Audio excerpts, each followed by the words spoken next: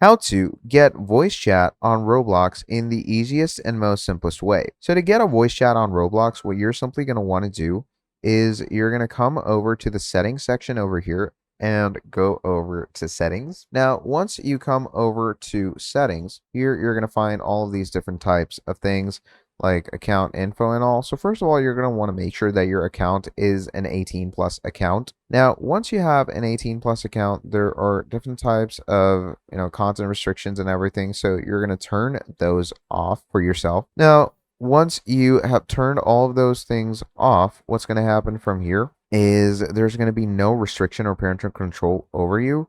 So once you do that, over here, you're simply going to go over to any, game, run up the voice chat, and it should work for you. Because generally, for those people who can voice chat, either have an age verification issue or any parental control guidance that have blocked them from using voice. So simply do this for yourself and you should be good to go. That is pretty much about it for this video. Thank you for watching till the end, and I'll see all of you next time. Have a great day. Goodbye.